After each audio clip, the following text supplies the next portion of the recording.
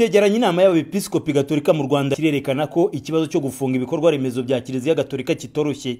Ku isonga iki cyegeranyo kiragaragaza ko mu Rwanda hose hafunzwe za paruwasi 47 muri paruwasi 231 mu gihugu hose zo muri diocese 9.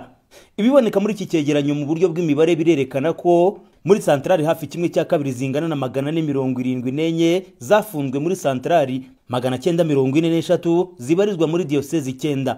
Ibikubiye muri iki cyegeranyo byerekana ko diocese ya Kibungo iza ku isonga mu zafunzwemo paruwasi nyinshi kurusha izindi. Muri paruwasi 22 zibarizwa muri diocese ya Kibungo 14 zarafunzwe. Nyamara icyegeranyo kikavuga ko nta paruwasi nimwe yafunzwe muri diocese ya Cyangugu, Nyundo na Ruhengeri. Diocese ya Kibungo kandi ikomeza kuza ku mwanya w'imbere nk'iyafunzwemo za santrali gatolika nyinshi. Icyegeranyo cyerekana ko muri santrali 197 zose zafunzwe. Santrali zisigaye zikora nenye gusa. Aha diocese ya Byumba ihita ikurikira ya Kibungo. Imibare ya Kiliziya Gatolika mu Rwanda igaragaza ko muri santrali gatolika 109 zo muri Byumba izigera kuri 25 zigisengerwamo, naho izindi 84 ubutegetsi bwazishyizeho ingufuri. Naho diocese zifite santrali nkeya zafunzwe harimo diocese ya Gikongoro ahafunzwe santrali 23 muri 72. Muri diocese ya Cyangugu ho hafunzwe santrali 25 muri santrali 83. Amajanisha yakozwe na Kiliziya Gatolika mu Rwanda arakomeza gushyira diocese ya Kibungo ku mpuzandengo yo hejuru. Iri kuri 63% ya za paruwasi zafunzwe ndetse na 96% ya za santrali zafunzwe. Iki cyegeranyo cy'inama y'abepiskopi gatolika mu Rwanda kigaragaza uko ikibazo cy'ifungwa ry'ibikorwa remezo bya Kiliziya gihagaze. Ku musozo wacyo kiragira kiti: dusabirane ngo umuryango w'Imana ukomeze kuba Kiliziya Kristo yifuza hose. Ijwi rya Amerika yashatse kumenya ikijyanye n'ingamba Kiliziya Gatolika ifite nyuma y'iyi raporo ivugana na Padiri Vedaste Kayisabe, umunyamabanga mukuru w'inama y'abepiskopi gatolika mu Rwanda.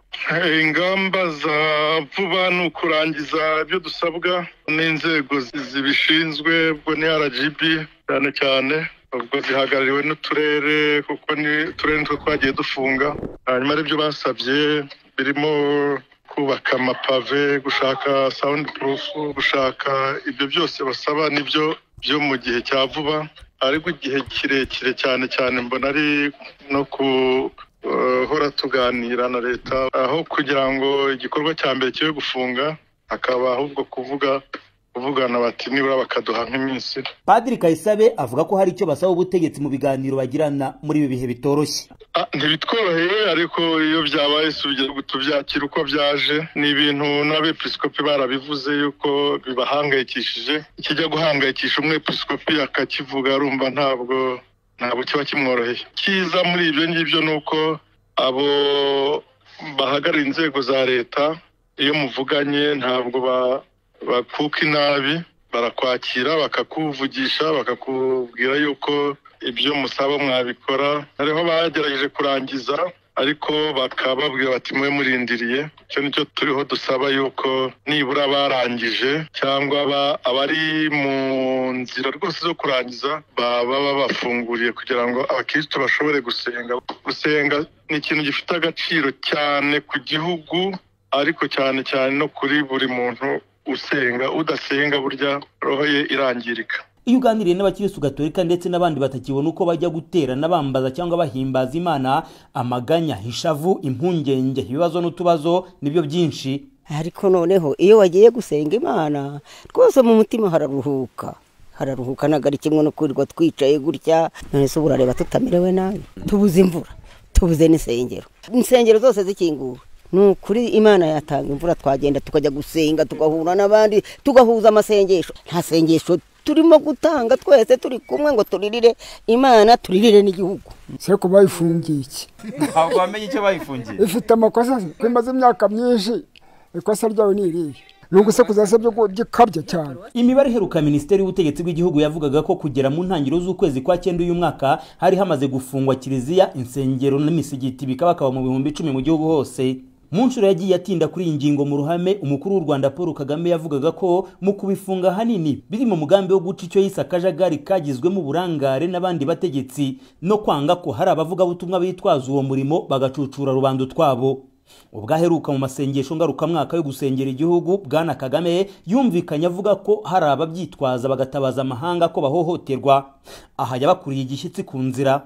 u Rwanda rwahagurutse rurwanya kwemera, rurwanya amadini, rurwanya ibintu ubona biba byandikwa. Ariko niba munabikora mwibwira ngo hariho utera ubwoba, hariho mugira intimidation, wapi ucishe make, ukora ibintu bizima. Ubu ijwi rya Amerika ibagezaho iyi nkuru, Bishop Jean Bosco Harerimana wo mu itorero Zarafat Holy Church ari mu maboko y'ubugenzacyaha, afunganywe n'umugore we Jeanne Mukansengiyumva. Urwego rw'ubugenzacyaha mu Rwanda RIB rwatangaje ko rubakurikiranyeho ibyaha birimo kwihisha ikintu cy'undi mu nzira z'uburiganya n'icyaha cyo gukangisha gusebanya hakoreshejwe amafoto y'urukozasoni. RIB yavuze ko umwe mu bantu basengeraga mu itorero Zarafat Holy Church yatanze ikirego avuga ko Bishop Harerimana n'umugore we bamusabye miliyoni 10 z'amafaranga bamwizeza kumusengera agakira uburwayi yaramaranye igihe. Bagira Ijwi ry'Amerika i Kigali.